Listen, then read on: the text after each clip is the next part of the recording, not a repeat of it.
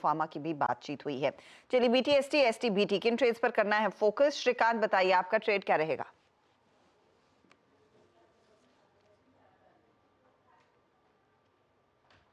बिल्कुल, तो देखिए मुझे लग रहा है कि यहाँ पे कुछ फर्टिलाइजर स्टॉक्स में अच्छी खासी तेजी बन सकती है और अगर इन सभी स्टॉक्स में अगर किसी एक स्टॉक को अगर चुनना है तो मुझे लगता है कि चंबल फर्टिलाइजर जो भी 402 403 के करीब ट्रेड कर रहा है, वहां पे लॉन्ग की पोजीशंस बनाए। हमें लगता है ये स्टॉक वापस से एक बार 425 से लेकर 430 के लेवल्स दिखा सकता है। 392 का स्टॉप लॉस हमें रखना है for creating long positions on Chambal. Fertiliser में तेजी का ट्रेड इस समय आप लेकर चलें। रचना जी आपका ट्रेड? जी मेरी तरफ से भी लॉन्ग ट्रेड रहेगा और दैट विल बी IRCTC के फ्यूचर्स। हम यहाँ पे 1105 पे ऐसे लगा के टारगेट लगाएंगे 1130 और 40 का।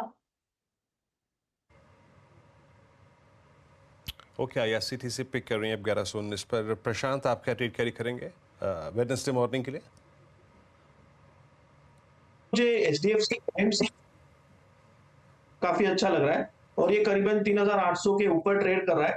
3755 3755 ये मेरा स्टॉप लॉस होगा करीबन 1% और यहाँ से जो टारगेट होगा वो होगा 3930 3930 का।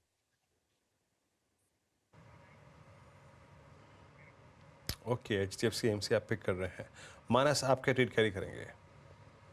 देखिए मैं मेट्रोपोलिस में खरीदारी करने की सलाह देता हूं, क्योंकि देखिए यहाँ पर स्टॉक काफी समय से 1900 के आसपास रेजिस्टेंस फेस कर रहा था, लेकिन आज 1900 का लेवल्स ब्रीच हुआ है, बेहतर वॉल्यूम देखने को मिले हैं। तो मेट्रोपोलिस के फ्यूचर में आप खरीदारी कर सकते हैं। 1905 के प्राइस चल रहे हैं, 1869 के स्टॉप लॉस से आप खरीदारी करिए और 1965 के टारगेट आप मेट्रोपोलिस के फ्यूचर में सेट कर सकते हैं। मेट्रोपोलिस में एक अच्छी अपॉर्चुनिटी इस समय आपको नजर आ रही है। गावा जी आपका ट्रेड क्या रहेगा?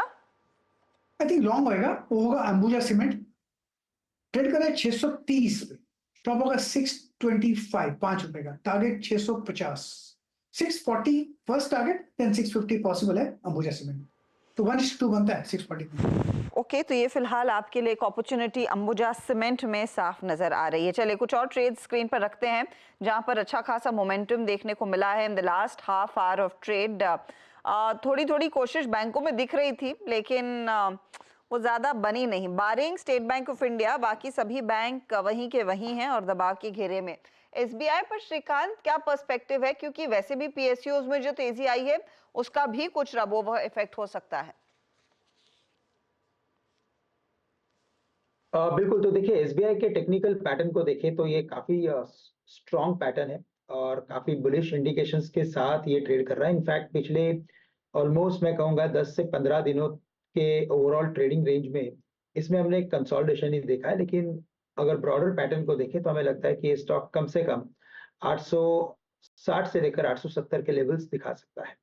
तो करंट लेवल से तो हमें लगता है कि स्टेट बैंक ऑफ इंडिया को बिल्कुल लॉन्ग किया जा सकता है। अगर आप रिलेटिवली किसी और स्टॉक के साथ भी अगर कंपेयर करते हैं या प्राइवेट बैंक के साथ भी कंपेयर करते हैं तो इसमें जो परफॉर्मेंस है वो काफी बेहतर है। करंट लेवल से अगर स्टेट बैंक लॉन्ग करना है 830-35 में, तो यहाँ पे हमें जो स्टॉप लॉस रखना पड़ेगा वो हम रखेंगे एट 810, 810 का स्टॉप लॉस रखें।